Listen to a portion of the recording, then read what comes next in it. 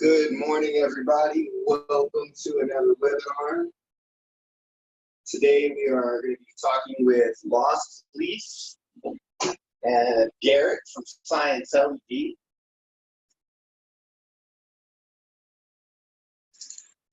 Give me a moment to go ahead and get my laptop ready.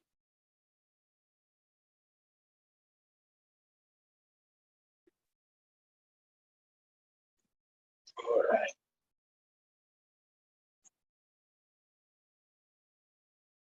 Fantastic.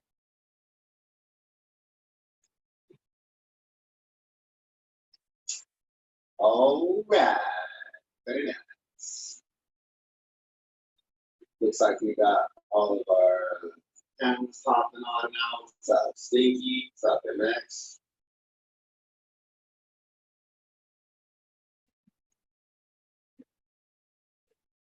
All right. We go ahead and get Lostleafmi in here.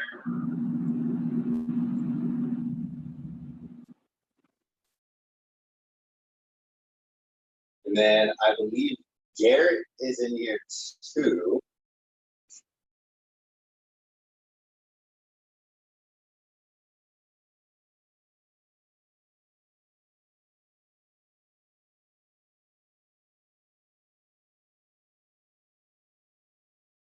Yo. What up, man? Nada. Can you hear me all right? Yeah, everything sounds good. Can't see my fucking mouse. There it is. Is that Garrett Halbert? Is that our guy? I would assume so. Because it's the same person. All right, cool. I'm like, I don't want to have the wrong Garrett come on panel and some asshole show his team.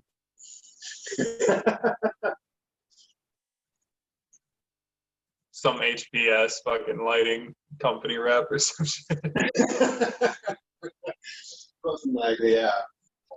So one thing I actually forgot, I bought this extra Scynce LED hat, Lighting is Magic, when they had these first drop.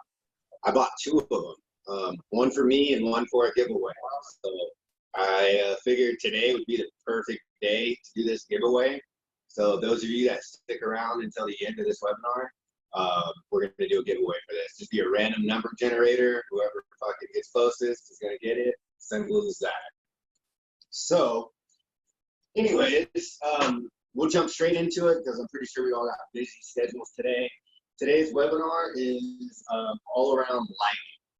There's so many different topics that you could talk about when it comes to lighting, but we did put together a PowerPoint presentation that I'm going to pull up and share with you guys right now. And we're going to go over a bunch of different topics. Those of you guys that don't know who Garrett with Scynce LED is, he's on panel today. He is part of the research squad over at Scynce LED, and he is a lighting guru.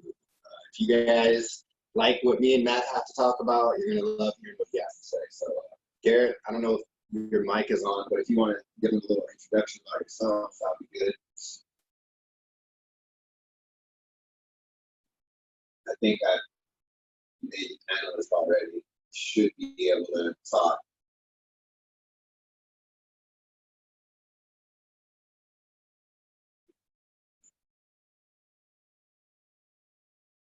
You might have to rejoin. All right. Good. There we go. What's up, man? Start some video. What's up, guys? How you guys doing?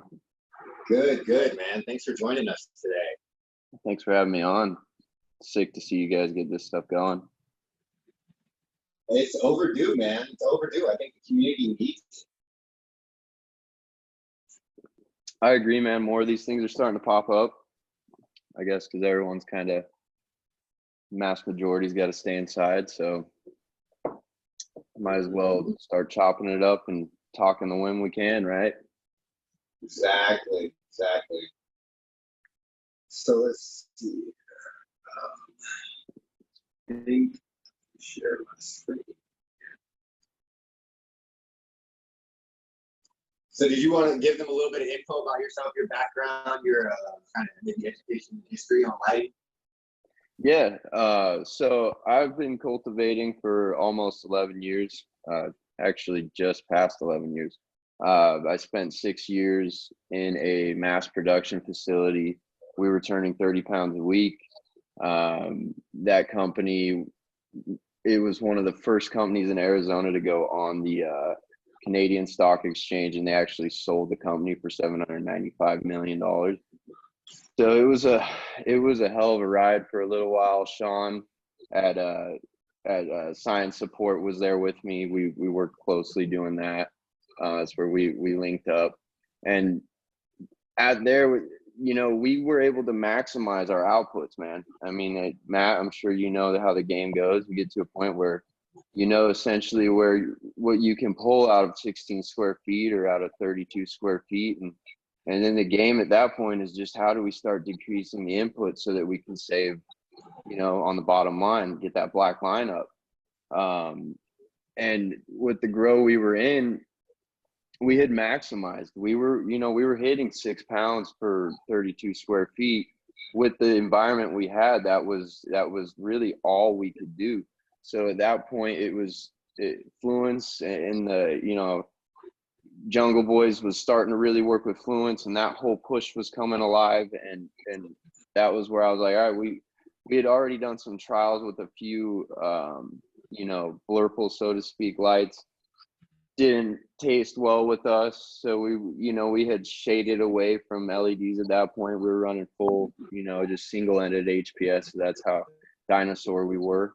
And then from that point, we saw the full spectrum starting to hit the market, and it was let's try it out. Let's see what we can do from there. And essentially built a double stack in a room and was able to do in that square footprint what we were doing in all of our other flower rooms with half the footprint with the vertical stack.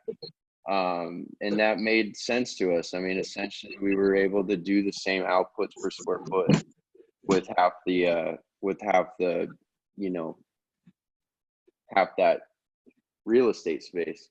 So that was where I was really like, all right, LEDs are the way to go. We really need to start looking at this from a production standpoint, as well as vertical stacking, and go from there.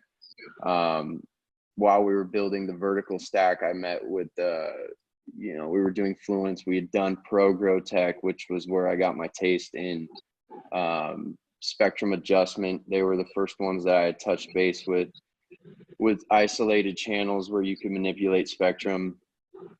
But not to knock them, we were again, it's mass production. We were looking for efficacy in our grow all the way around, and we couldn't justify having growers constantly changing every single fixture. So I believed it. I full in was bought in on full spectrum. I just couldn't put my labor to that for adjusting it.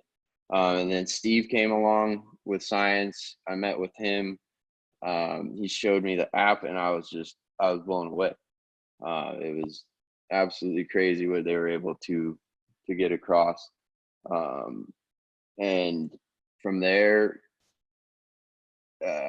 actually just, you know, without going too far down the rabbit hole, just didn't like sitting with corporate America cannabis anymore. So shifted hats. Decided it was time to get into picks and shovels. Scynce opened their doors, and it's just been a ride ever since, man. It's been a marriage of essentially some of the coolest engineers outside of, they don't even consume cannabis, they don't even grow cannabis, but they know LEDs, they know what they're doing, and then they brought a circle of growers around them. You know, you guys included in that circle as well, from feedback from key research partners and whatnot. And what we have now is essentially a really cool community of growers that are really heard and at the forefront of a cool company that has a lot of technology behind them, a very forward-thinking company. That's what is going to have to separate you know, not to go on a sales spiel for Scynce or anything, but to separate or differentiate us in the marketplace, we have to be very forward thinking, very innovative, because it's cutthroat. It is you guys know, everywhere in this industry, it's cutthroat margins. Everyone thinks that it's just super blown out and everyone's chilling on the couch, just smoking and having a fun time. But it's ruthless margins all the way around. And you have to know from a business standpoint what you're after. So for Scynce, essentially for us, we understand that there are big players out there financed and backed by big, big sharks out there in the LED game.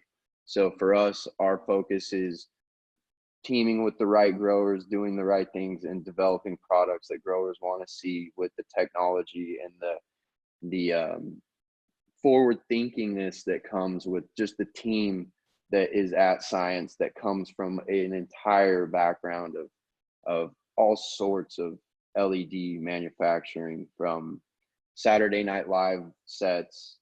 You guys seen, we've built just the parent company to Scynce has built a lot of the lighting in Hollywood movies. They were the parent company to Rigid Off-Road Industries, or off-road LED lights that you see everywhere. So there's just a lot of well-rounded, good people on board, on staff at Scynce. And that's essentially why I'm with them, why I hang my hat with them. And, you guys know, as growers, you kind of carry your own sword and do your own thing, but you like to have your NASCAR patches on too. You got your jacket on with the people that you roll with. So I definitely hang mine on Scynce, and get with you guys and tell you guys know I'm in your guys' DM all the time. We're chatting it up, just whatever we can do with you guys. That's kind of my role with Scynce, is to be grower support and also retail support.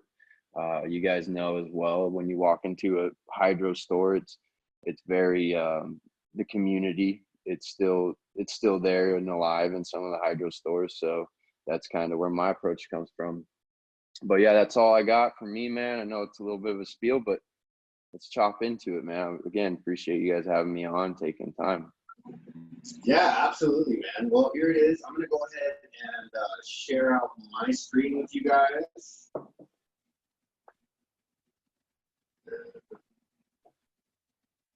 And let me know if you guys all got that. Hopefully that popped up for you guys. Good to go? All right, sweet. So,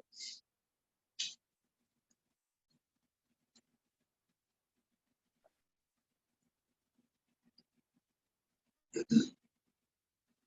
my phone right here so I can watch it too, make sure it's playing well. All right. No, I don't want to take a tour. Fuck out of here. Let's play it. All right, there we go. So we got some key terms we're going to go over first. We're going to talk about old versus new lighting, meters, intensity and DLI, spectrum, optics, and special considerations for lighting.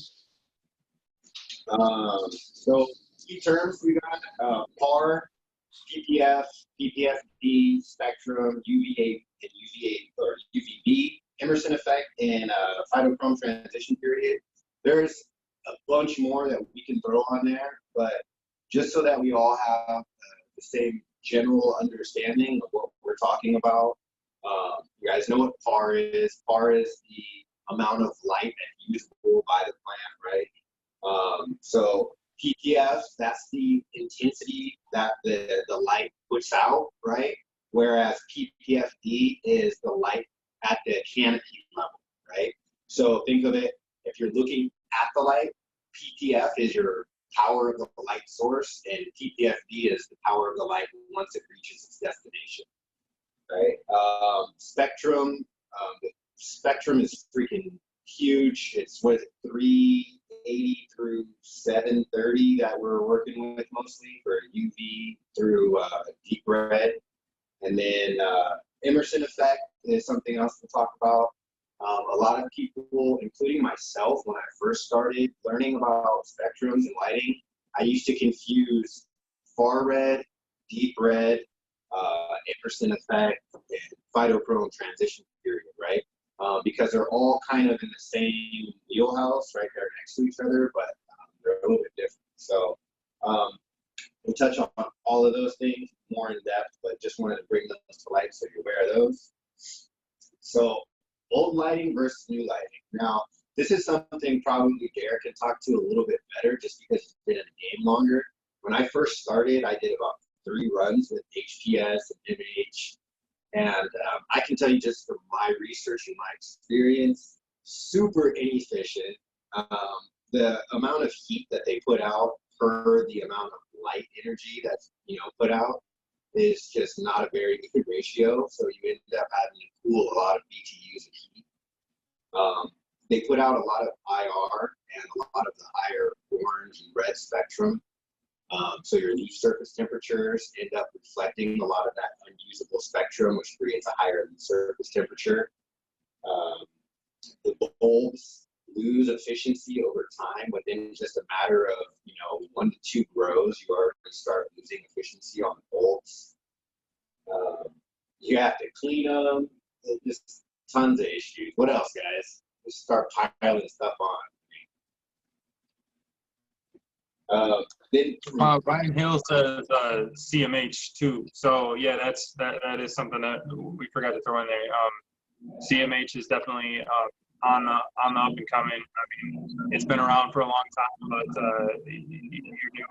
your newer CMH fixtures are definitely, in my opinion, a little bit better than high pressure sodiums. Definitely get a little bit more of a benefit, too, from end of life processes, right before harvest with a CMH. You can run more blues, a little bit more UV in there. It's going to make you obviously produce a little bit more THC, more trichomes, that kind of deal. And they run a little bit better than HBS do, but still definitely not nearly as efficient as any of the LEDs that we're talking about nowadays.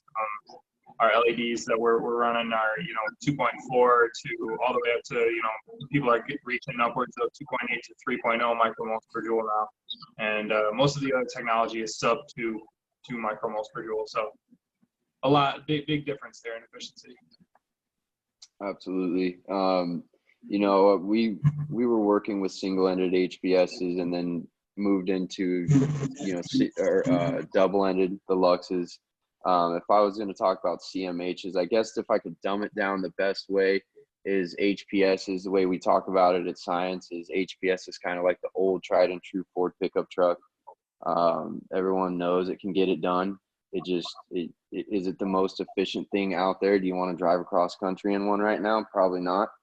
And then if you were to move into CMHs, we call them like diesel engines. I mean, it was time to develop a new, it's still on that HID side of the things, but still they get it done more efficiently. But now you're starting to tap into LEDs. You're talking Teslas, you're talking higher end. I mean, that's, like I said, we dumb it down super simple like that. But when you think of it from that perspective and from a farmer's analogy, it's very like that. The HPS is those older, they work, they got it done.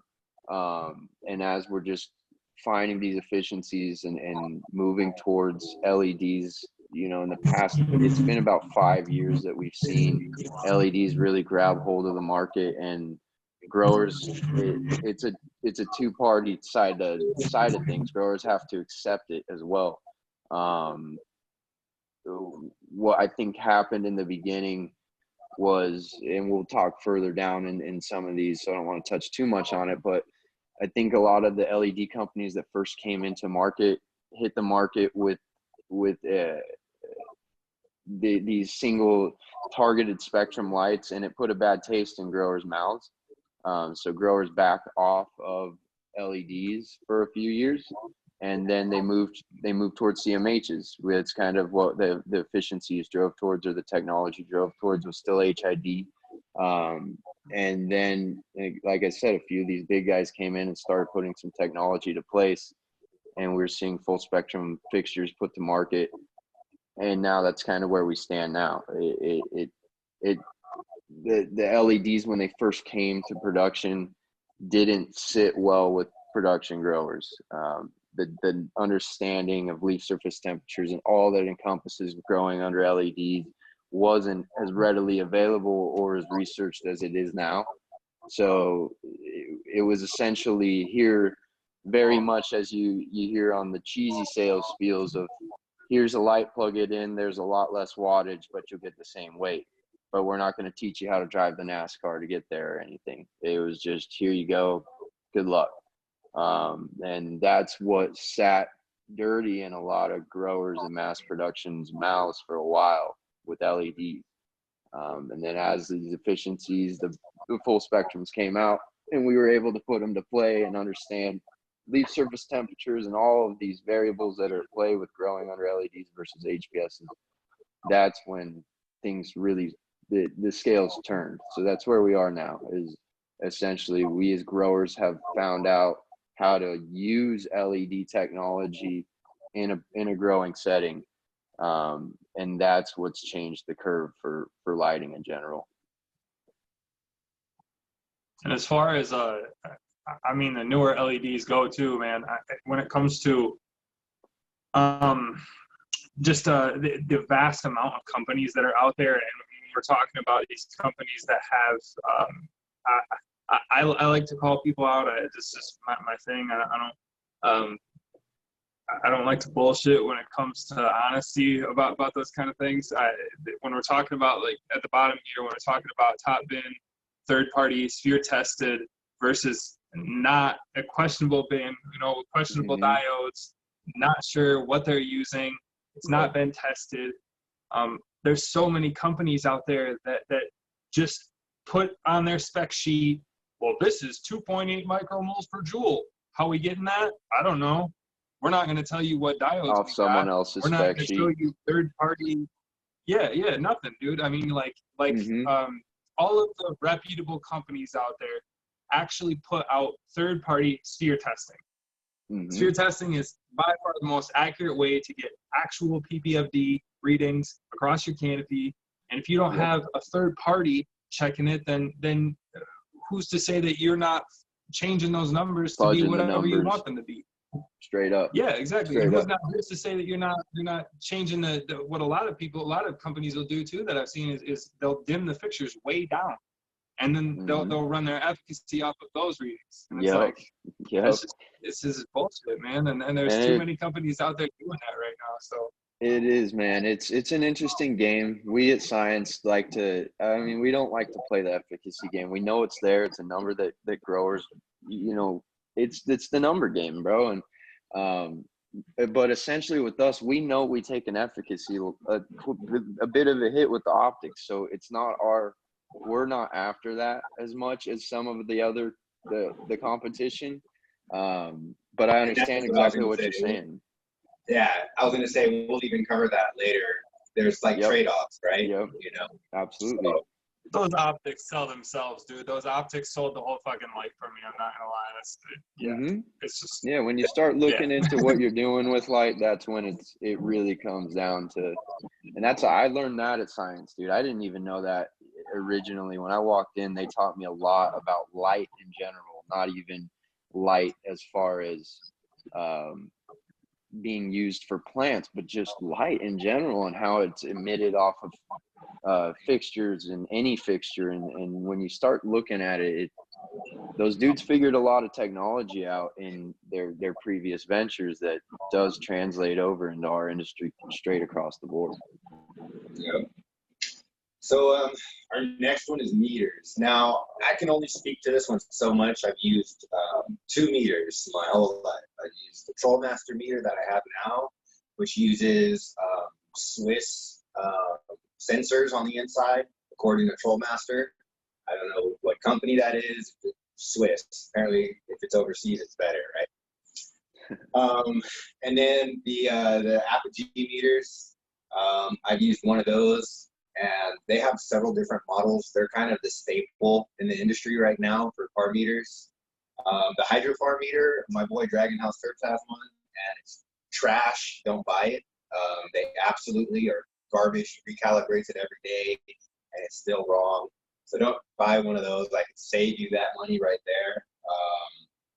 I can't tell you, when I was looking into buying a par meter just about a month or two ago, before I made the decision to go with the TrollMaster one, I looked into what they're supposed to coming out with a UV par meter that can actually read the intensity down into the UV spectrum. They don't have that right now at all. So right now, you're able to measure, you know, yeah, there's UV, right? But what's the actual intensity of it, right? Right now, nobody's measuring that. And I think that would be a critical component in filling in the puzzle pieces of how do we use UV effectively, right?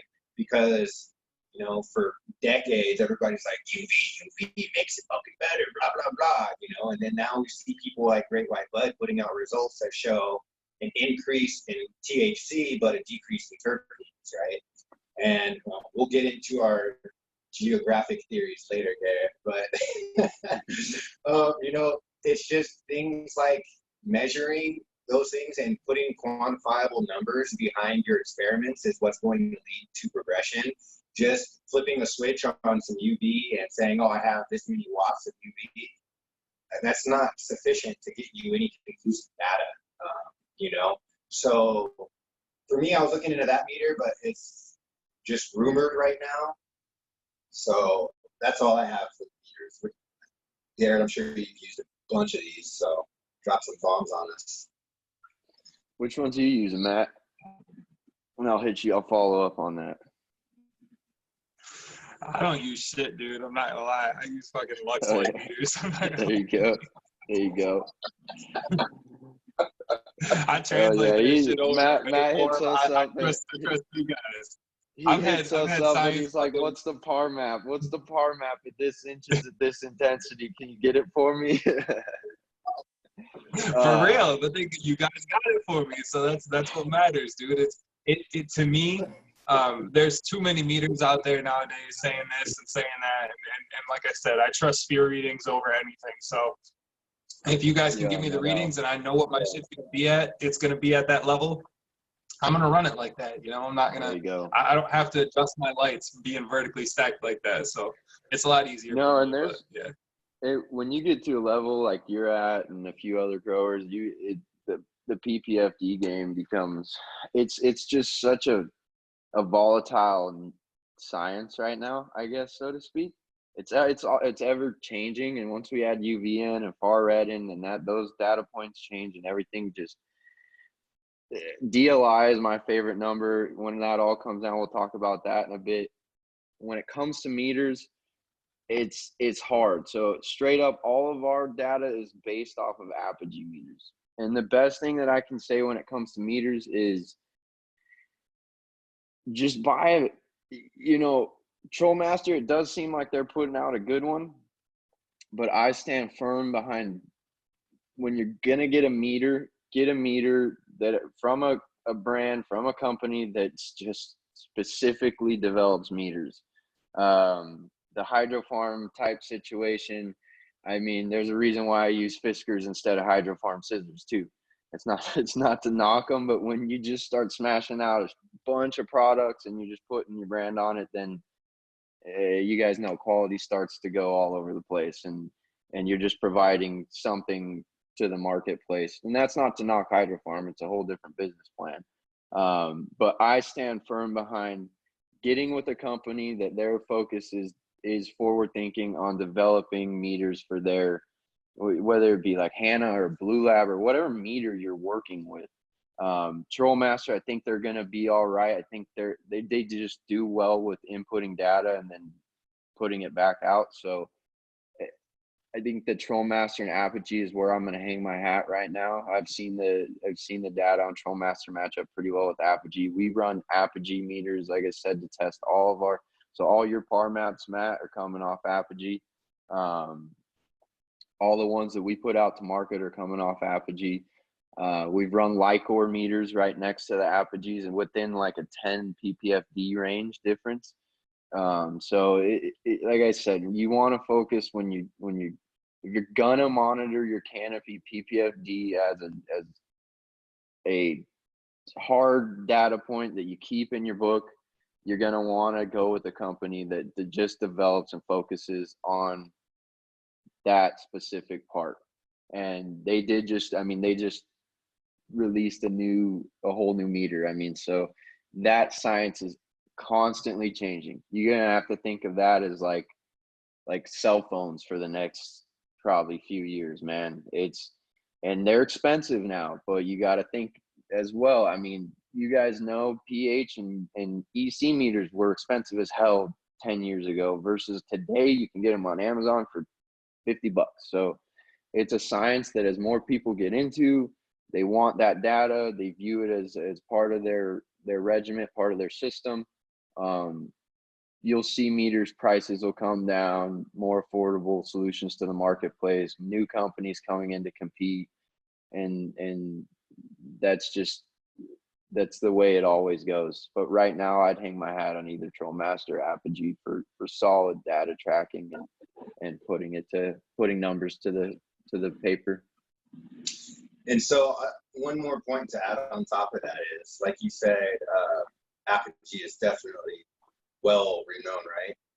The only reason I went with the TrolLmaster over that is because the TrolLmaster has other options that integrate in with their monitoring system that allow you to automatically dim your lights according to the readings on the par meter.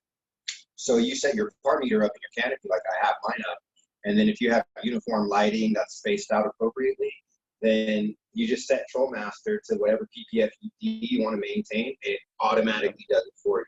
So like in Matt's instance, where he's in a rack setup and he can't adjust the height of his lights, having that par meter out in the canopy for him would be a huge benefit because it would eliminate the guessing game, right? Not that he needs it because he obviously has it dialed in without it, but that would, automate that for him.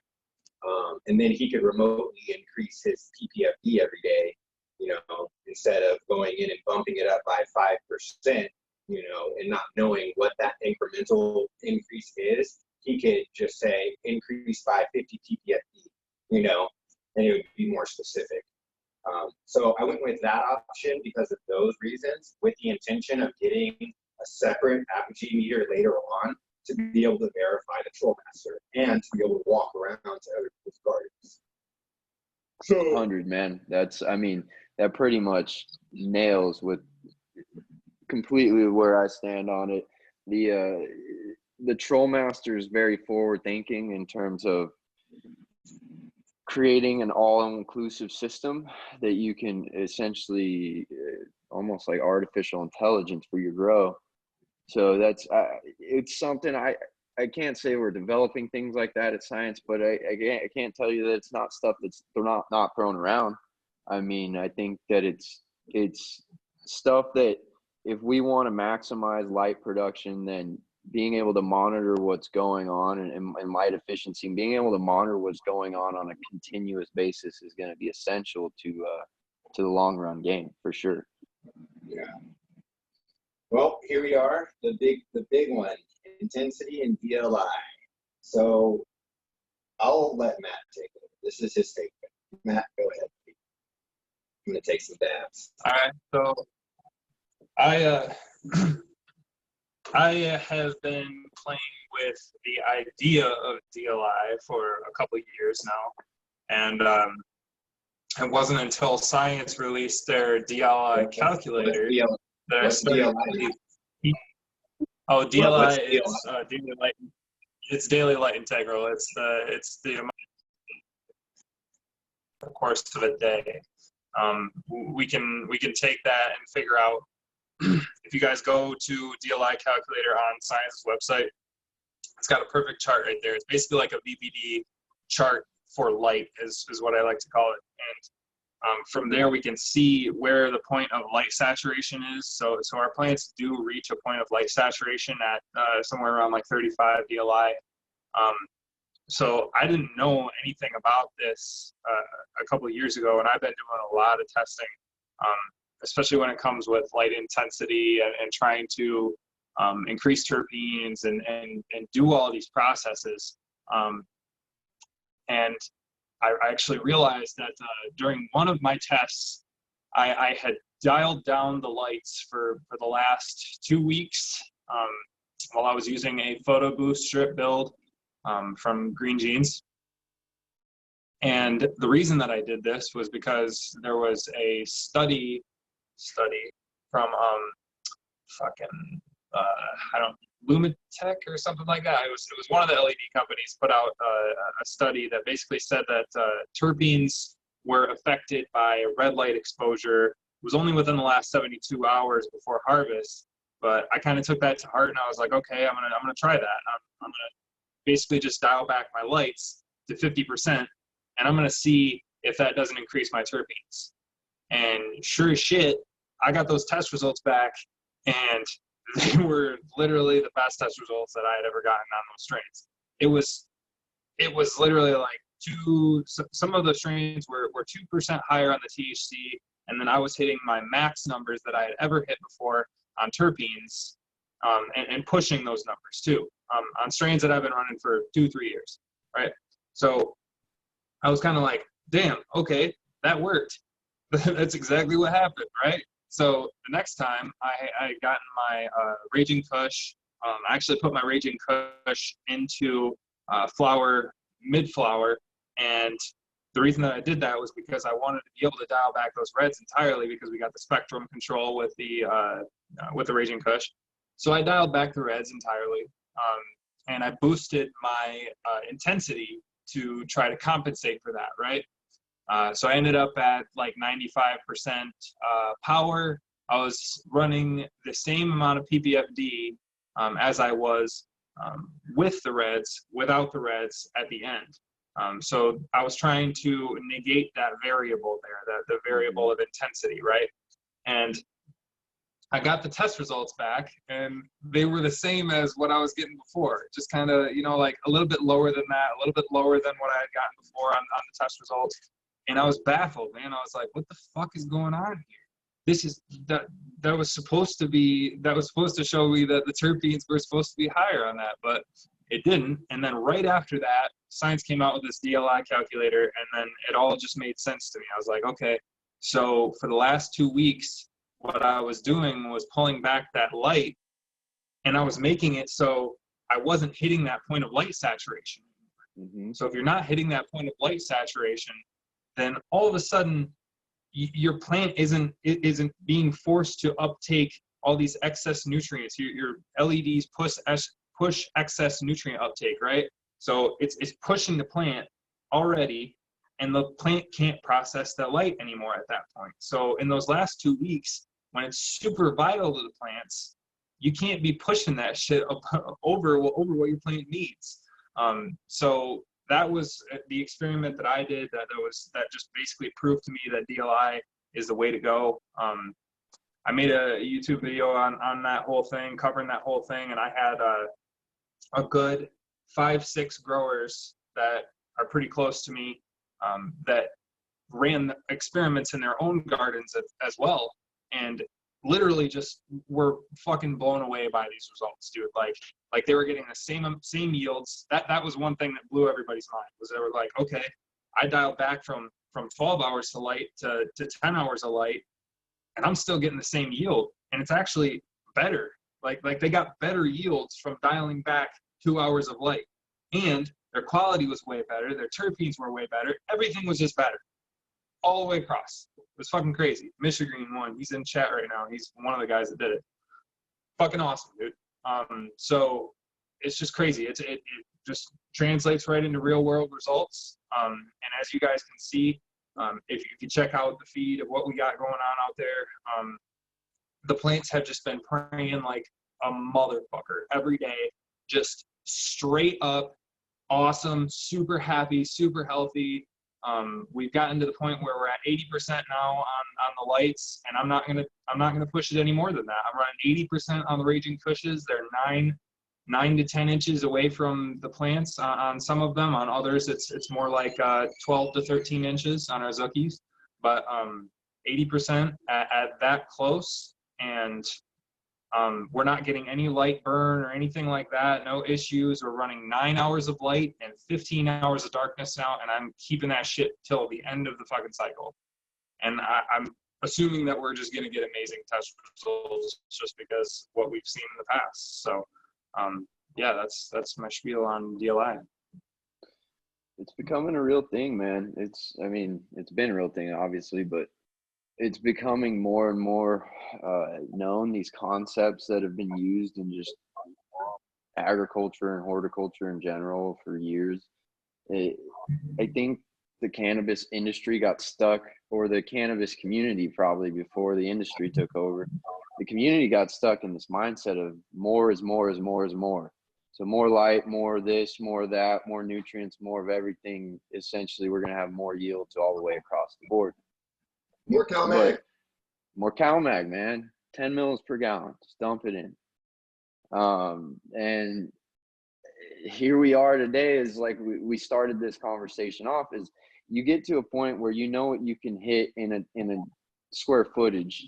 You know what you should be hitting, and the plant itself genetically is not going to exceed those numbers. You just can't do it. So you start playing on the input side, and that's essentially where it falls in with DLI is where are you maximizing the amount of light that your plant needs? I mean, how much light does your plant truly need? And this is kind of where those theories that we talk about all the time, you know, and geographical theories and evolutionary theories come into play. Is, you know, I'm sure some of you guys have noticed, some of you guys in the chat, some of you guys, you know, Matt, you know, Solventless, I'm sure you guys have seen, you'll throw 2 or 3 varieties in a room, give them all the same PPFD, and your cookies tray over there in the corner is just shit in the bed. It's just not doing anything.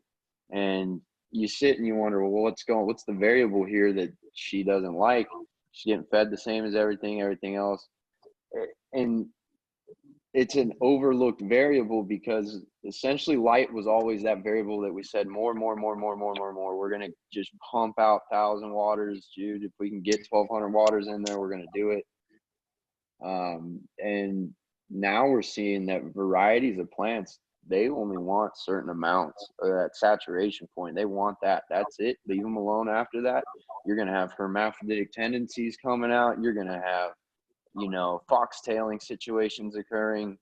And if you're a craftsman, or you're growing from that standpoint and less of a mass production, biomass producing standpoint, you know, those nug structures and all of that is super important to you in terms of what you're putting to the marketplace. So monitoring the amount of light that you're putting into the plant is one of the most essential parts of the equation to, you know, for craft cannabis. I truly believe that the amount of light that you're putting in then translates to your, like you were saying, nutrient uptake.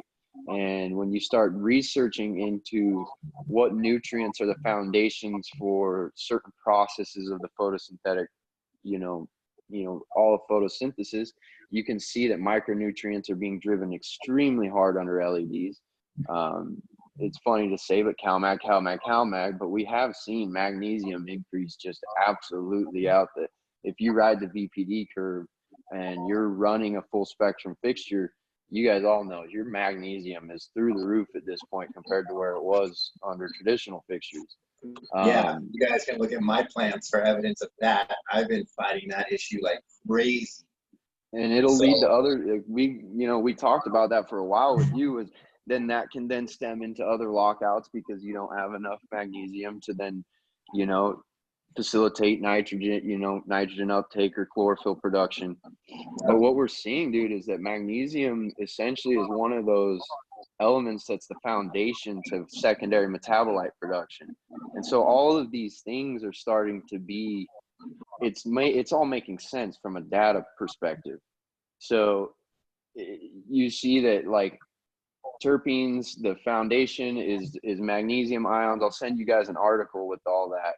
And now we're seeing, okay, we're targeting these light spectrums, which then are demanding certain increases of micronutrient uptake, which then we're seeing translate into terpene production increase or secondary, you know, whether that cannabinoid, terpenes, it's all there.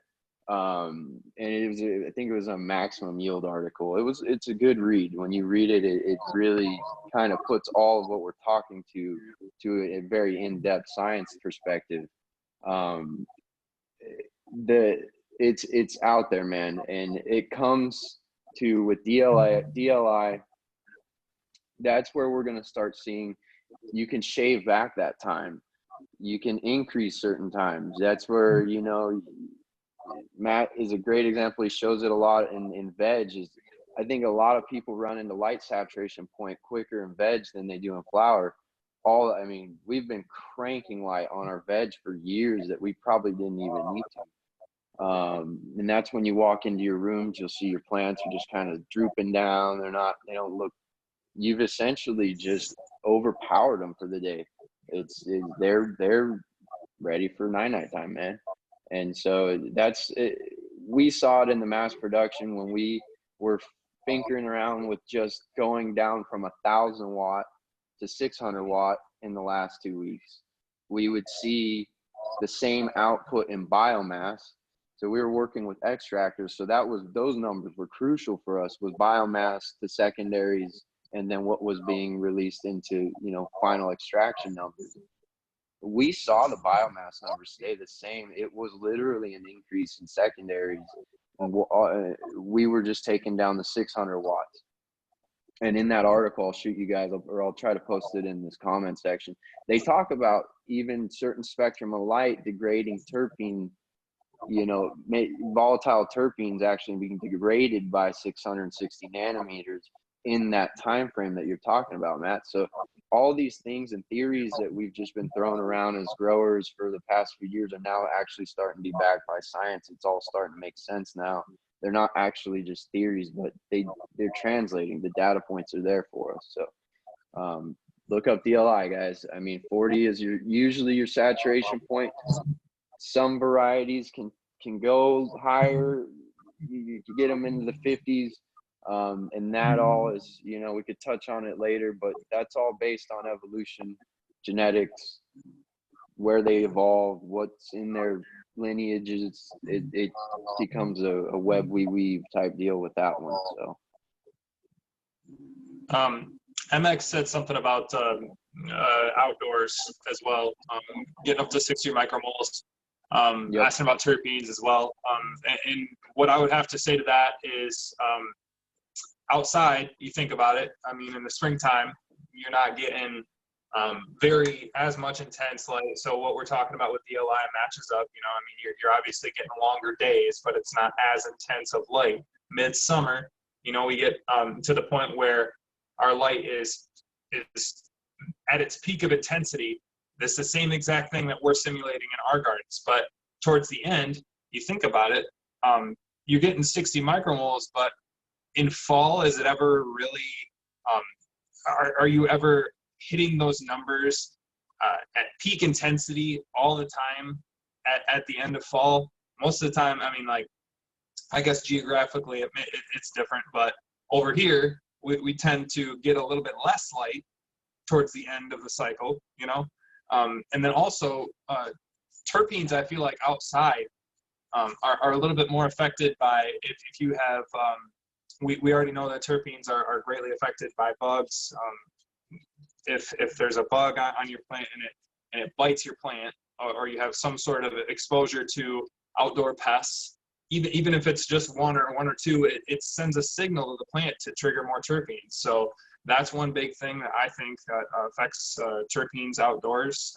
And basically this whole DLI thing is basically just simulating what's going on outside. So, you know, some days you're going to get more light exposure than others, but you've also got to take into account clouds and all that kind of shit too. So, you know, I mean, outside isn't just perfect sunshine all the time, every single day, you know? No, when we work with supplemental greenhouses, that's a whole different, that's a whole nother ballpark. So when we work with those guys, that's where you said geographical location comes into play, and it absolutely does. So you look at places like Washington versus places like here in Arizona, we're talking two completely different styles and modelings of light, and you know, the amount of supplemented light that these different greenhouses in different areas are going to need. That's where DLI really comes and shines through, is then we're able to take and factor in what's the DLI of the region that you guys are in, factor it as you know, we have a pass-through variable that we factor in passing through the glass. We obviously lose a certain amount of that PPFD, and then we supplement back in so that we're adding back. It's all a mathematical equation for us to make sure that growers under greenhouses and supplemented greenhouses are still obtaining that DLI that they would in an outdoor, you know, the DLI that they're after. We factor all of that in. So it's very important to, if you're going from a mass production or even just trying to monitor yields, it's DLI and PPFD are becoming a very strong data point in your system for sure. Hell yeah. I think we stayed on DLI for a while, but I wanted to touch on some of this spectrum stuff, because one of the key things that made me purchase the cushions over, you know, many of the other competitor lights, right, whatever they may be, was the spectrum customization. And there was a lot of naysayers that were like, why would you pay so much for a light that has all these features you don't need? I heard that so many times, it drove me batshit crazy. So I got tired of telling people, look, man, if you're limited by your experience and your knowledge, and you're not ready to play with spectrum tuning, that's on you. But that doesn't mean that there's not a place for it, right? You know, perfect example came into play was this first row that I'm doing in the dialed-in room. This right side of the room under the cushions is running into this magnesium deficiency, whereas the left side is having zero issues whatsoever, and they both have the same exact average PPFD across the canopy, right? So it's not intensity, it's not nutrients, it's not environment. What else could it be? Spectrum, right? So talk with the Scynce LED guys, and I'm like, here's what my thought is. Garrett thought about it. He's like, that's the same theory I've been having for a while now, and that you're just another case that confirms it. They've seen it at commercial pros, right? These cushions are super intense lights, right? I mean, I'm not ever probably going to run them at 100% unless I fucking smash them to the ceiling, because they're just so efficient. But the blue spectrum specifically is very heavy on them still, and which is great because you can dial that back and bump up the overall intensity of the light to make up that PPFD difference, and you can change the morphology of the plant. So, for example, the left side plants under the TFL lights, they kept that red spectrum, the heavier, you know, red spectrum throughout the stretch. You guys see it all the time. The Cush side stack way harder. Now, why is that? All the same inputs, all the same variables, only difference being spectrum. And it's because that blue spectrum, it just plays the role in creating that tighter internode spacing, right? And that's why we want the blue spectrum veg before we put the flower, so that we can set the stage for that tight node stacking. But you also want to keep that throughout the transition into flower, so that way you can keep that tight stacking of the flower development, right? So I get into more of these bullet points though, full spectrum versus blurple. I don't see too many people using the blurples anymore. The best way I describe those is, if you know that the plant developed under the full spectrum, why would you limit it to just, you know, that very limited spectrum? You're basically limiting the potential of your plant right off the bat by doing that, right? So that's just automatically throw those things into the trash can. Some differences you will notice though, if you go from blurple to full spectrum, is because there is going to be some wasted light energy in the form of, you know, reflected spectrums. You're going to have a little bit higher surface temperature running full spectrum than you would with blurple, where you would have to do more of that ambient room temp compensation with the blurple LEDs. You won't have to do that as much with the full spectrum LEDs. You still will a little bit because of the lack of IR, you know, compared to like HPS or something like that. But coming from blurples, you'll notice she won't have the room up as much to get the plants active. Deep red for biomass production. I think Lostleaf has some good information on this. He did a lot of testing with reds and the amount of red inputs that you need to actually make a difference. I mean, you guys think about, like, if anybody in here has been running, you know, full spectrum lighting, whether it be 3000 Kelvin, you know, 3500 Kelvin, just basic like HLG boards.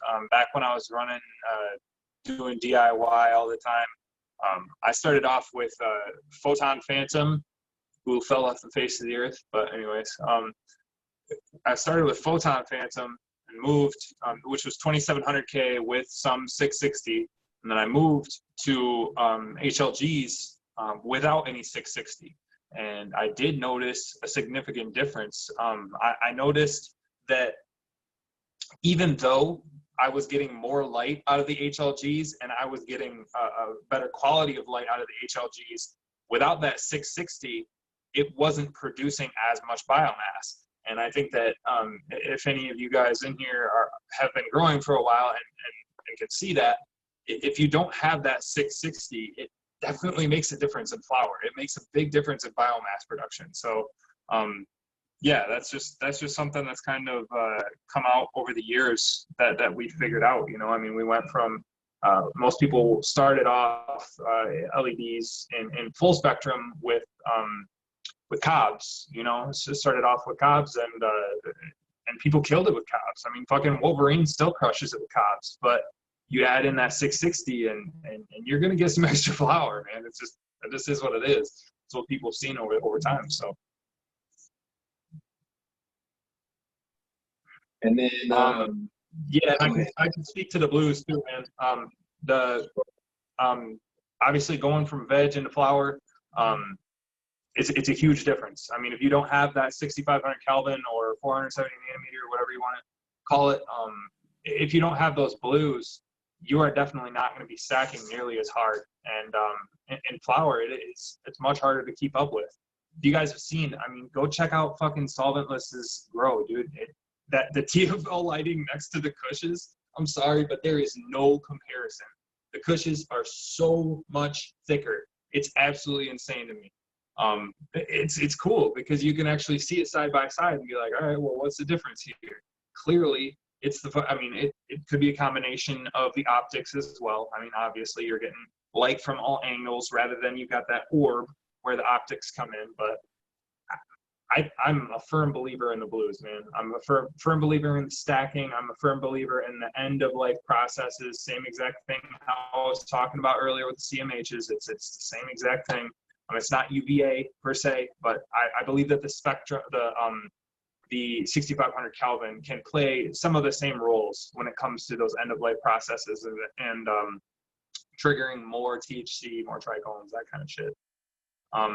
And I can't really speak to the cryptochrome signaling yet, but Garrett's been talking to me about that a little bit, and I'm excited to start digging into that a little bit. Yeah, so that's, you know, Greg and I have been working on just cryptochrome and really researching into cryptochromes, reading about them, and essentially that's the yin to the yang on the phytochrome side. So the cryptochromes are essentially what's at play when you say, okay, well, this stacking that's going on, what is part of this is essentially the cryptochromes are the photoreceptors on the other end of the spectrum telling the plant, okay, you're being penetrated with 400, 380 in that range. Cellular elongation isn't at play now. We don't want to elongate. We want to stay inhibited. We don't want to stretch. And so cryptochromes are just as important as phytochromes in terms of morphology, regulating photosynthesis. So cryptochromes are very important in initiating stoma process or transpiration and then nutrient uptake. So Greg and I are working on recipes that target cryptochromes in the sunrise setting of the day, so that way you're not demanding your entire your entire photoreceptor, your entire plant's energy on all of its photosynthesis processes. Instead we're targeting the stoma transition from the nighttime into daylight. We waken the stoma up, we get them active, which then drives nutrient uptake, which, transpiration and nutrient uptake before then ramping into the rest of the spectrum, which is kind of bringing in the rest of the phytochromes into play and the rest of the processes throughout the day. So cryptochrome is the next big thing that I think growers are going to really, specifically growers like yourself, Matt, that are trying to keep a canopy flat, small, tight, compact. Blues are very important in that regard.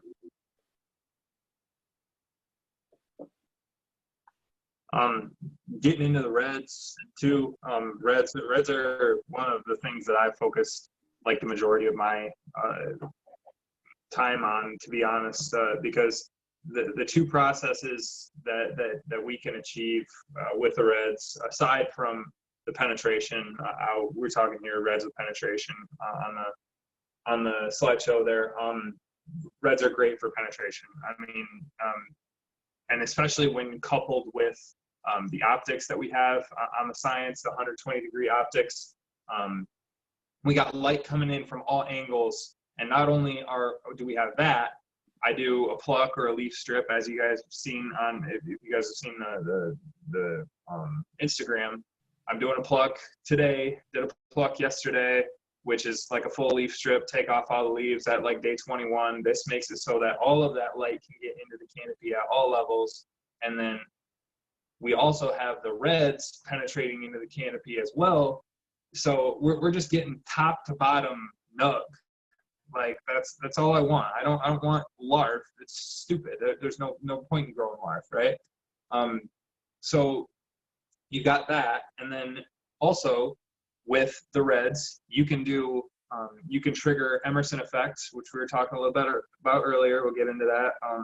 So Emerson effect requires a little bit more red than what most of the lights on the market are producing today. A lot of people are getting more into this phytochrome transition period. That they're realizing that the phytochrome transition period is worth it for sure. And so these two processes are completely different, like Solventless said earlier. So Emerson effect basically boosts your photosynthesis. It can boost your photosynthesis by a lot. I mean, we're talking upwards of what, like 30–40%, I believe. And so this is triggered by exposing the plants to 660 nanometer light and 730 nanometer light at the same time. So it's deep red and far red. But we need like upwards of 8 to 10% of those total photons to be far red as well as deep red in order to trigger this.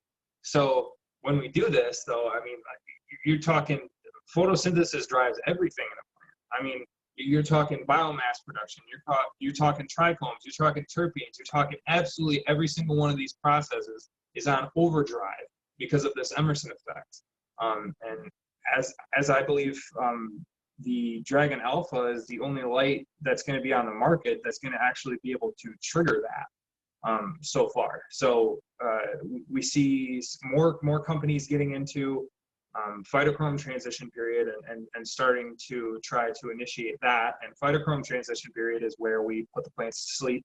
It's exposing the plants to 730 nanometer far red light for 5 to 10 minutes after your normal lights shut off. And this is basically simulating a sunset. So this basically puts the plants to sleep. It shifts the phytochrome far red to phytochrome red, which triggers florigen production and can decrease your entire flowering cycle time by upwards of 3 to 5 days. And that's what I've seen personally in the strains that I've run. I've heard people say up to 10 days. I think that's kind of crazy. That's a little bit too much to me. It depends, you know. I mean, you with a GMO, maybe you could get up to like 10 days. I'd like to test it on something like that, but I'm not sure. I like to go by the numbers, and when I ran tests, I saw that CBGA is a precursor to THC, right? So even at pulling my Death Bear OG strain 5 days sooner than I normally pull it, I was getting 0.87 CBGA levels, which is awesome. So CBGA translates into THC when the plant is fully matured, fully ready, the trichomes are fully matured, fully ready. So this shows us that even though I pulled it 5 days earlier, it was still at the same level of maturation, right? Still at the same level of THC, which is fucking awesome. So you see companies, I actually just saw ThinkGrow has the Model W that they just put out, which has that far red separate on a separate channel. So having it on a separate channel is what most of these lighting companies haven't been able to do up until now. The Dragon Alpha has this as well. But the difference between the two is that the Dragon Alpha has the right amount of reds to trigger the Emerson effect as well, whereas the ThinkGrow doesn't. We're only exposing it to probably, I would assume just by the spectral. I haven't seen any actual sheets on this, but I'm assuming just based on the spectral reading that it's only going to be upwards of maybe 50 ppfd, which is definitely not enough for that Emerson effect. So why not get that extra effect? I mean, get those extra processes, man. That extra photosynthesis boost is really going to make a difference in your garden. I can tell you firsthand. I've seen it. So. Yeah, that was something that when we ran into first playing with the far reds and we got all these deficiencies that we were running into, at first we were like, oh, what is going on? Like, this is, this magnesium deficiency is crazy. But then we sat down and really thought about it, and we're like, all right, if these lights are driving these deficiencies, that means we just need to rectify where the deficiency is, and we're going to maximize the other side of that. And so we moved quickly from these deficiencies are actually good things to see. Let's rectify what it is. Once we did that, dude, that you guys seen it speaks what comes out under these spectrums that we're working with the Emerson effect. We danced with it. I think we're tapping into it with the ones in our lights that we have now. It's not fully Emerson by what you were, the 10%, but we have seen a completely different photomorphogenesis and overall photosynthetic rate under the lights with 730 versus under the lights without. So that far red being played into the equation, right, currently is definitely doing something. And then we built off that. That's essentially, we got that feedback from you guys. We, in our testing personally with Greg and I, it was like, all right, is there ever going to be a time where any grower needs 600 watts of red? Probably not. That would probably kill your plants. I don't know. We never tested that, but we found the right ratio. We found the right ratio of 660 to 730, put that into a package with the alpha, where essentially you have, if you can think of it, is two kales put together in one light, one kale being a, the white spectrums that we offer, and then the other kale being a split between 660 and 730. And so you have the ability to manipulate your reds on one, and then you have the ability to manipulate your cools, your whites on one, just your warms and cools on one, and then the intensity of both of those as well. So you can add in, we really wanted to make it to where you guys can play with, I'm pulling all my 660 out right now, going just 730 and giving it at a rate that I didn't lose PPFD when I did that. I didn't, I just pulled 660, replaced it, as you were saying earlier. I didn't lose that variable. I just gained it back in another form of light. And so that's where we're at with our technology, phytochrome transitioning and Emerson effect. We really think the technology that's coming in the alpha is going to press the entire LED industry, and not just creating lights that are, I hate to knock anyone, but when you go to MJ BizCon and you walk booth to booth to booth, it's essentially the same light repackaged in a new like just a new hardware. New and brand. So it's just a branding change, and then essentially all the spectrum's the same. Everyone's got the same spectrum, and that's where we stand is, okay, what does the plant want? What does the plant after from a photosynthetic standpoint, and not just the plant, but as you guys know, it's a symbiotic relationship between the plant and the growers. What is the grower after out of their crops as well? So we took a lot of feedback from you guys on that. And I think these next round of lights that we're releasing, we'll see Emerson effect and phytochrome transition really become a forefront of cannabis growing, craft cannabis growing at least. So with UV, I know that, yeah, just cover just a second on the UV. I know that Great White Bud did some experiments with UV, and it's fucking awesome to be able to see people that are going out and actually doing these experiments. And if you guys haven't checked him out, go check him out.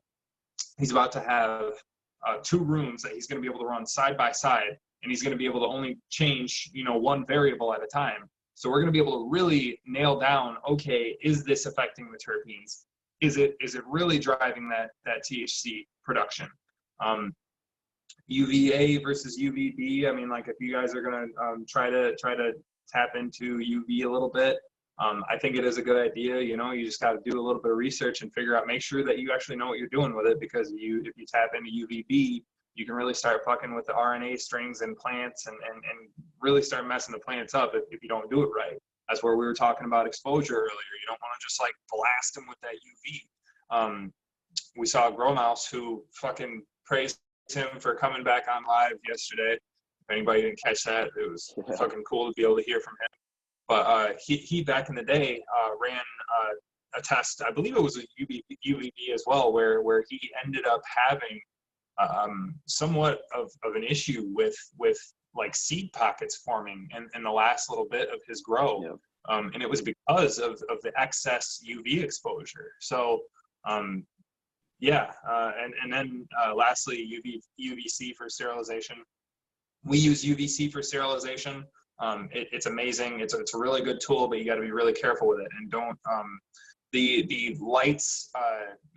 Clean Light is the brand that we use. They do have like these lights where you can put the UVC right over the plants themselves. I don't like that whole thing, exposure to the actual plant itself per se. I don't like that. UVC is great though for air sterilization. So these things that we're all worried about. We're all worried about mold. We're all worried about mildews and that kind of shit.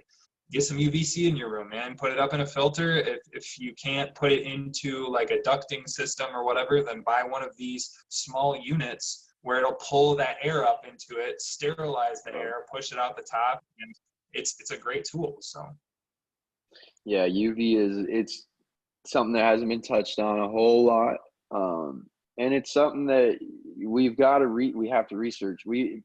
From a grow light standpoint, you definitely do not want to develop a product where in 5 to 10 years did you or someone you know grow lights under science. You know what I'm saying? You know, the whole the asbestos commercials and stuff like that.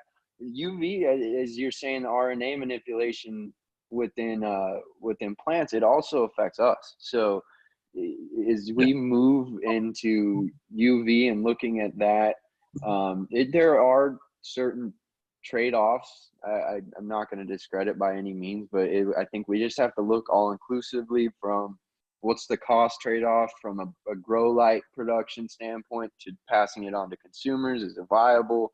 To the trade-off in THC production in the end, as well as educating the marketplace about UV, understanding the potential dangers of utilizing UV in your setup. I mean, you're going to have to train growers completely in a different mindset than if you're running it full time.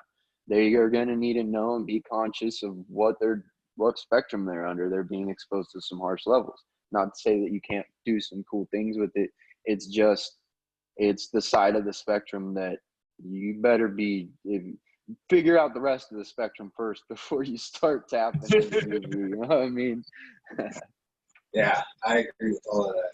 And we'll probably talk about this in the next slide under special considerations, but one thing I want to point out is we mentioned Great White Bud's test results.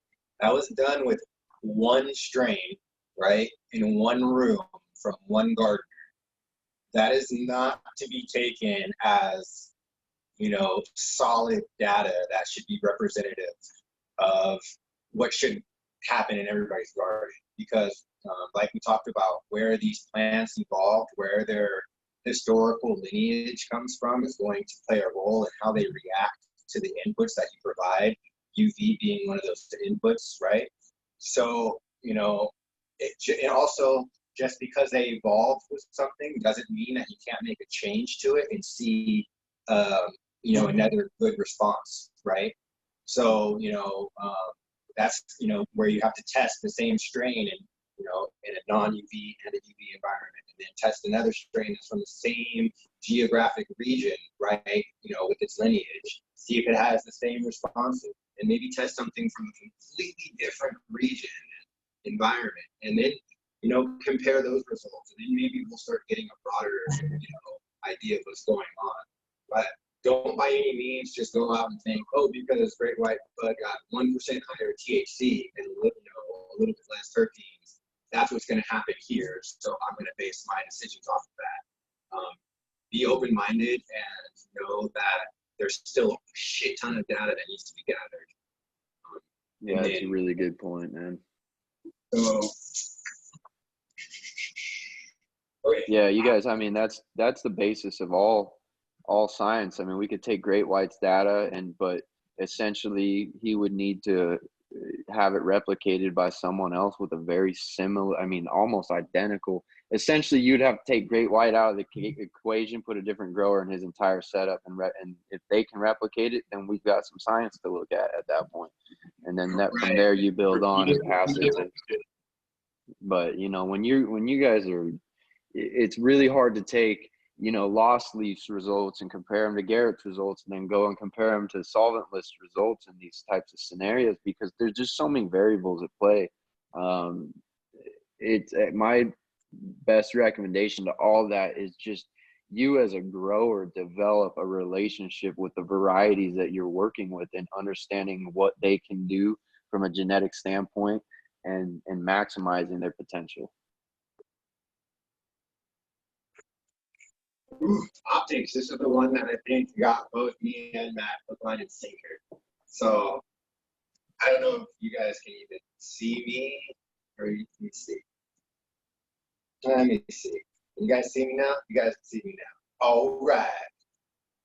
You guys that aren't running optics, your LEDs, depending on the angle on them, is usually coming fucking straight down or at a very like narrow fucking angle, which means that unless you have like a million fucking strips over your canopy, you're gonna have uneven PPFD spread across your canopy, which means you're gonna get uneven buds, which sucks. It ruins your overall yield. It gives you just crap, right? So what's great about the optics, the 120-degree optics, is the way that they spread light, combined with how the bars are spread out on the Raging Kush. The light is cast out like this, like a pyramid, basically. And then so every, you know, so often there's a bar and the pyramids overlap, right? Which means the average PPFD across the entire canopy is 1, more uniform, and 2, higher, right? Which means you can run the lights closer and still cover the canopy a lot, you know, really efficiently. And you can play with the intensity a lot better because you're covering the entire canopy because of the light spread. So you don't have to worry about bumping up the intensity and raising the light to cover your canopy. So you get deeper penetration into the canopy as well. So those are the things that just sold me off the bat, just without even really having ran all the other boards and pugs and cobs, like just doing my research. That's what drew me with the Spectrum 2, right? But the optics was huge because you want fucking equal canopy throughout the entire room, you know? All right, you guys can cover it. Optics sold me, dude, on day one. It was literally just like, when I actually understood, when I actually like took a minute to sit down and watch the videos, kind of understand how the whole thing works, especially with what we're doing in our vertical setup, it's just amazing. You got I mean, we've got 3 foot of, like 3.5 foot of actual vertical growth space, right? And so these plants are not that big. They're pretty small, right? And you've got, just like Solventless was saying, you've got these pyramids coming down, and all of this light is interjecting and it's going in, and so you've got a plant that's sitting here like this, right, with its leaves up. Now, normally when you've got a light sitting up top, it's going to blast right straight onto that, right? And when it hits the leaf, okay, yeah, you get some penetration from reds, but it's going to stop right at that leaf, right? So if you've got these pyramids going on, then that light actually comes down and hits it at an angle and actually goes underneath those leaves. And I saw that firsthand, dude. I took my photo boost build out mid-flower, and I put my Scynce Raging Cushion, like I said, mid-flower. It was not easy to do by any means, but I did it. And I swear to God, I turned that light on, and the light penetration down into the canopy was just so much vastly different. It was crazy, which just makes for more viable flower. You know, like we're talking about. You guys, you know, just because you get biomass all the way down, just because you're getting this biomass doesn't mean that it's viable by any means. Doesn't mean that you're gonna want to go sell that shit. It might be larf. I mean, you know, and you don't necessarily want that. Like you want rock solid nugs from top to bottom is my opinion. I don't like you know, A grade, B grade flower, and then larf, whatever. I like to aim for all A grade, you know, if I can, and that's why I do the pluck. That's why I do the leaf strip, and then these optics, man.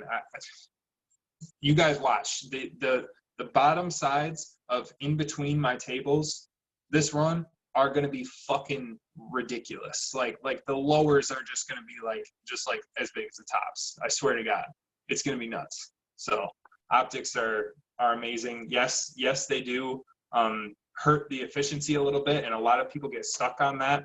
But do not get stuck on that, because it's not a hindrance to your garden. If anything, it's directing the light and reappropriating it where it needs to be in a better fashion. You're trading a slight amount of efficiency for a higher average PPFP across the entire canopy. So, I mean, you do the math on that, I'll take the slight loss in efficiency all day long, because you're only being efficient on about 80% of your canopy, and I'm being efficient on 100% of mine, you know? And the difference in efficiency is like, it's not even that big of a deal. We're really getting into semantics when we're arguing over 2.6 versus 2.9 efficacy. You know, it's just being picky at that point and bragging over numbers. But when you look at your power bill, depending on the size of your op, most of my viewers, right, being home growers, not commercial facilities, it's negligible, the cost difference. So you have to, you know, look at the other benefits that you're getting from the lights too, and don't get so caught up on the things that they're quick to advertise about, right? Because they're going to ignore all the other shit. It's 100, dude. You both nailed it pretty much in a package of where I'll just follow up. On the PowerPoint, when on the first topic there, it says it's a traditional Lambertian emittance. It essentially means that all LED fixtures that don't have optics, when you, like you touched on it, Solventless, they release the light, and it's actually weird. It's like a globe pattern. And when you look at the form factor of what that does, it, like you said, there's hot spots, there's gaps, there's just not a uniformity across the canopy. The first thing that we worked on, and this was before Scynce really took hold of the marketplace, was we did a 70-degree optic, which essentially we were after how do we drive the photons into the canopy, so to speak, like Matt was touched on. And we found that the 70-degree optic works great for high bay situations. So if you're in a greenhouse type scenario where you need a good 5-6 feet of headspace above your plants, then a 70-degree optic's going to put it to play. Then we decided, okay, vertical farming can't smash a 70-degree optic. It's just we're gonna burn plants and have the way the light is emitted. We're gonna have dead spots, hot spots.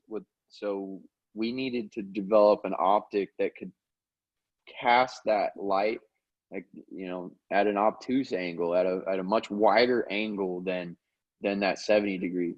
So we developed the 120 optic, and that optic took the market. It took the market not by storm, but as you guys are saying, as growers that know and aren't playing the efficiency game, we're taking that photon energy and putting it on that form factor. We're putting it on that 4.5, and we're not trying to send it, you know, if you're doing a Kush, if you're doing an SL, it's a 5x3, but we're really not trying to put light into your guys' aisleways, on your walls. We're trying to light your canopy up. And you start digging into some of the other bioreactions that are occurring under optics. These are all theoretical. They need to be tested and whatnot, but there's information out there essentially that you have shade avoidance factors, stuff like that. When light is casted in at an angle, you do start triggering certain photomorphogenic responses that you wouldn't have underneath a you know, that pour down, like Matt was saying. When you know, you have a traditional LED, it comes down in like a pour, like a rain down on type situation, and that canopy kind of stops it from penetrating down. Versus if you target those photons, you send them where you want, you've actually redirected all your energy into the canopy.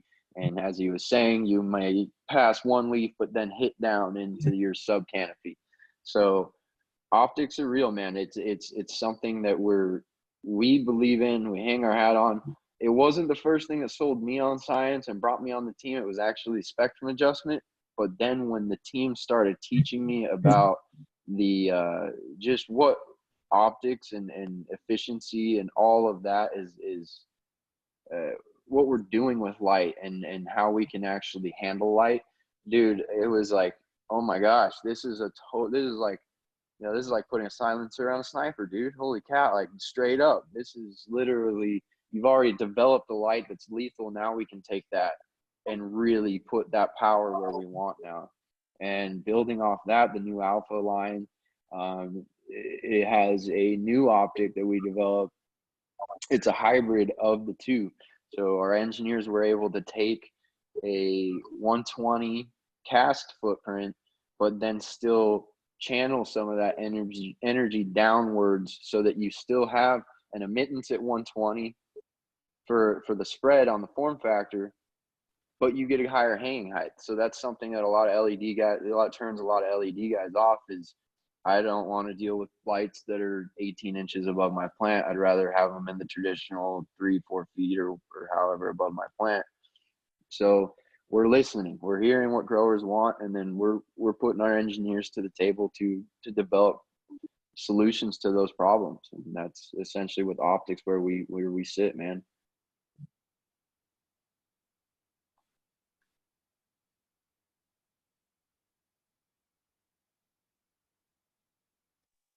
Nice, man. Who else is running optics on their LEDs? Here's a topic we didn't touch on yet. Here's one I like. Lost and I both use foliar applications, right, at various stages of growth. You know what a pain in the fucking ass it is to have to move my regular LEDs, like my side lighting, up and out of the way before I spray the room so that I don't fuck up those diodes and get those wires wet. And Yep. can't do that with regular pucks and all that other shit.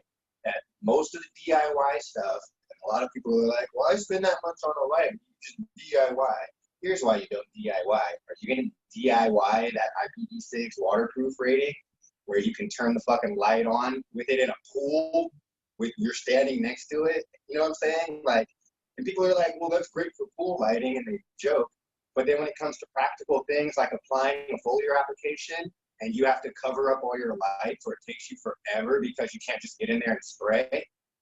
I don't care. I get in there and I go buck fucking nasty on that raging push. That's what happens if What happens if you have a contamination, bro? What happens if you have a full, like, it goes code fucking red on your ass and you have a contamination factor and you need to douse that whole room down and disinfect everything and your lights, you know?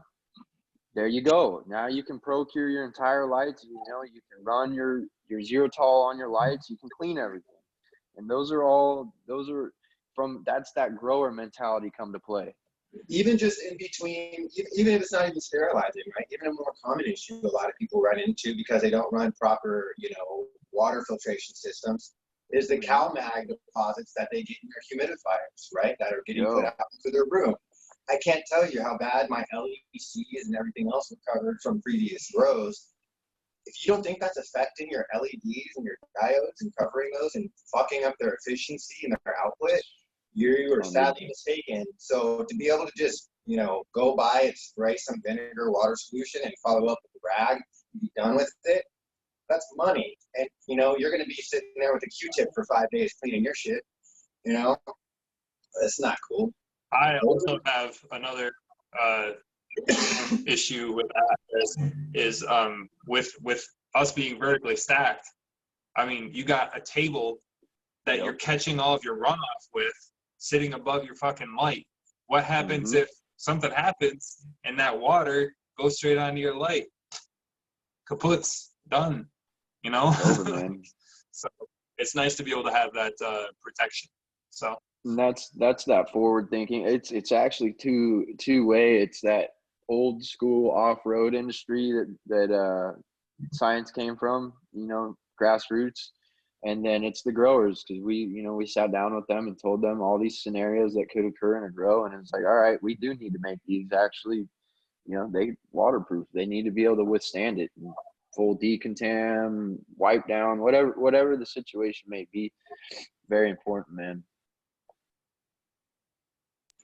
So these are just a couple of quick special considerations I figure I would jot down in case we forgot to talk about them. Kind of these are all related, right? But the room surface or the leaf surface temperature with LEDs is going to be different. If you guys are trying to measure VPD and you're using even a Trollmaster, Mendel sensors, pulse sensors, whatever, you are not getting a true VPD reading. You're getting a bullshit superficial reading that is preset based on you saying, here's the delta between my ambient room temp and my leaf surface temperature, right? And hoping that never changes and that it's consistent across the entire room. That is just not how it works, all right? You guys know that commercial? The old lady's like, that's just not how any of this works, right? That's fucking how I am with that shit, right? It doesn't work like that. You actually have to measure the leaf surface temperature with like an IR gun to dial in your VPD. If you do that, when you make the switch to LEDs, you'll be fine. And then the light height adjustment, just be mindful of the optics, right? The intensity. Those two things will come into play with your light height and also your footprint. That's one thing I personally am still struggling with both the cushions as well as the other lights is what is that perfect light height, right? Ideally, you want the final, light height to be about a foot above the plants, and then you just start the light off there and let the plants grow into it. You increase the intensity as needed, right? But when you're playing with spectrums and changing the vertical elongation, through different variables, it's hard to dial that light height in and just say, this is always going to be it, right?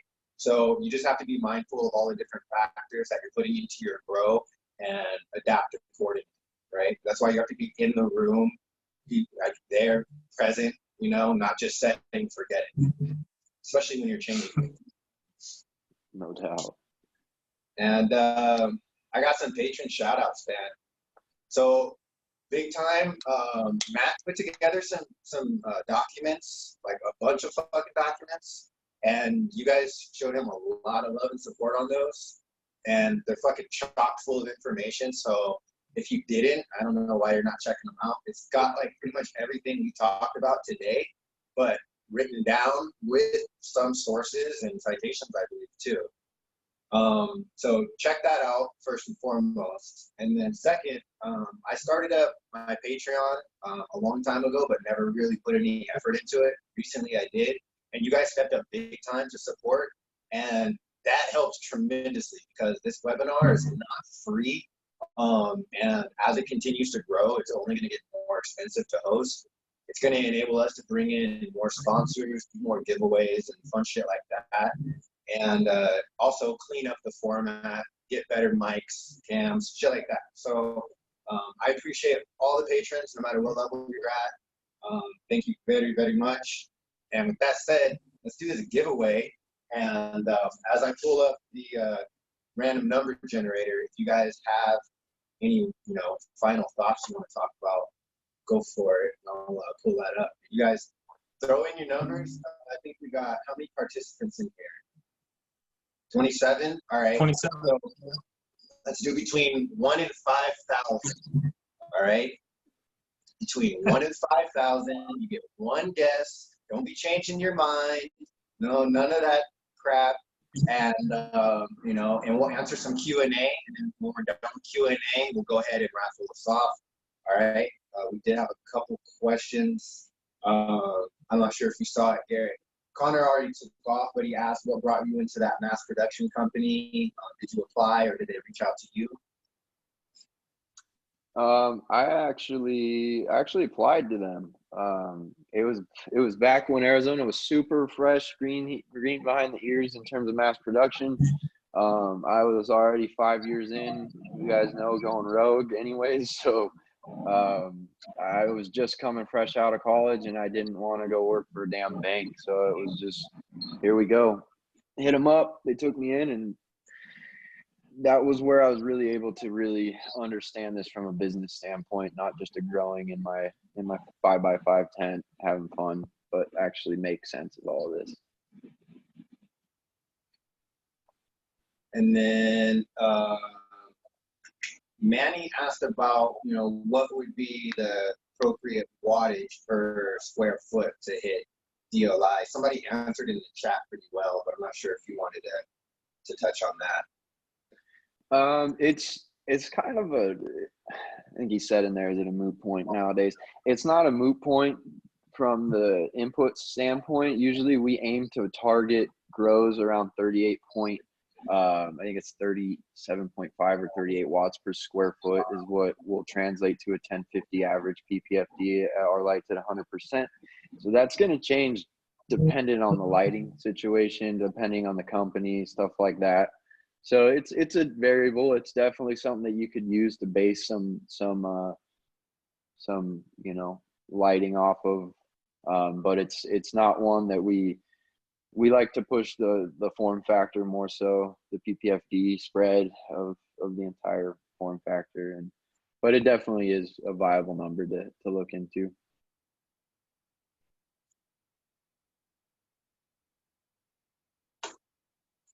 I just want to say, I think that with veg and LED, like I just want to touch on that just a little bit. Something that I've learned personally, like Garrett kind of touched on it for a second. Gone through, I've done veg with LEDs for quite some time, and you guys, like, if you're running veg and LEDs, first off, make sure that everything's right. Obviously, make sure like you said, your leaf surface temperature is right. Make sure your VPD is on point. Make sure that you've got a decent amount of humidity so the plants can keep up with this light. And I personally, right now, I'm running my Raging Tails I've got 2 of them over a 4x4, granted, but I'm running them at 25% right now and having great results. Like, I mean, I'm still getting the stacking that you want. See, and that's where spectrum really comes into play too, man, is those blues, because you're still stacking with the blues, but you don't have to put out nearly as much of the wattage. And I'm running my lights in veg 15 hours on, 9 hours off. So, a lot of people, you're saving all the way around. Yeah, dude. I mean, I'm running like fucking the whole veg room is like, I don't know, 1,300 watts or something like that. And we got like 200 square feet of canopy. $100 a month to run your whole damn veg, dude. Like, literally. It's crazy, bro. No, and that's the Like I have to efficiency run of heat spectrum. in that room. I straight up have to run heat in there in order to like it's not cooling, it's fucking heat. I mean, granted, it's like 50 degrees out, you know, shit like that. Yeah. But I mean, That's your efficiency of the spectrum. Straight up, you nailed it, man. I mean, when you give the plant what it wants on the bottom and the top side, you know, you match your spectrum to your nutrients. And then your VPD, like you said, it's crucial that you utilize VPD. Make sure when you're going LEDs, if you're going to ride the VPD curve, just make sure you have air movement and you're clean and because you're getting some humidity up there pretty high. But dude, it's amazing once you start tapping into those numbers, what the growth patterns look like. It's absolutely crazy.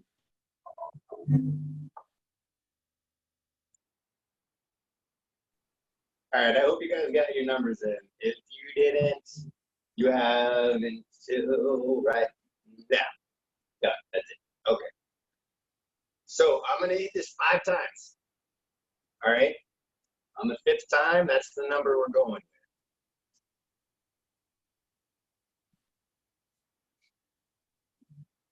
1, 2,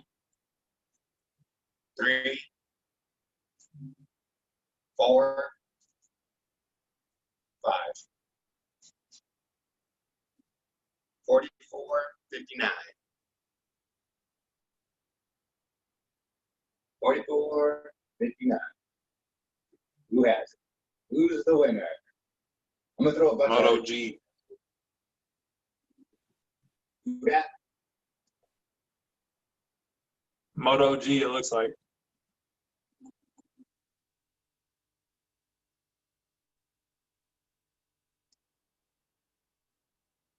What was his number?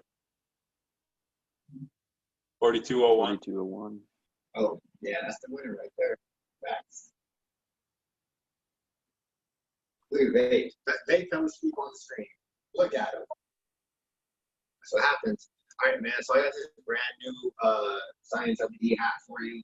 I'm gonna throw in a bunch of slaps and a dab mat from my own collection.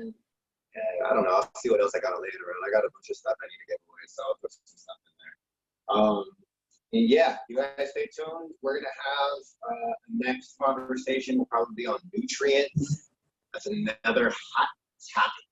So I'm gonna do my best. We got Matt who uses FloraFlex dry newts.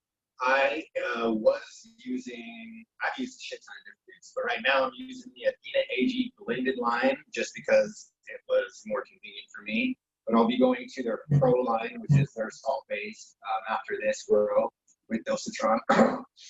And then, yeah, I'm going to try and get somebody from maybe like a front row AG user who's really heavy and good with front row AG. I'll shoot an invite to Green Jeans and see if he wants to come and talk about jacks. You know, we'll see if we can get a couple different people that are heavy on, you know, various big players to come and talk about their experiences and just kind of have a powwow, you know. So I'll shoot the info out for that one as soon as we get that confirmed, and we'll go from there. But thank you guys for hopping on the stream. I appreciate it. And I'll get this uploaded so Lostleafmi can get it to his channel. I'll get it online, be on the Patreon first. And then I'll shoot a copy over to Garrett if you want to keep for your guys' records, man. I think it would be a good thing for Scynce too. Yeah, we'll share it up for sure, man. All right, Appreciate you guys having me on. Yeah, thank you for stopping by and giving us your time.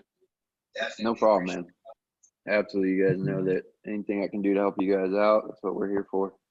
If you guys ever want to hit me up, Garrett.ScynceLED on IG, Garrett@science.ag email. Reach out. I'm kind of on staff to just help out growers and interested in lights, whatever we can do to put the light spectrum in your guys' hands to get this, you know, technology out there and get it running, make people see that there is a lot of play with spectrum adjustment in the cannabis realm. Awesome. Thank you guys. Take care. Have a good day. Peace.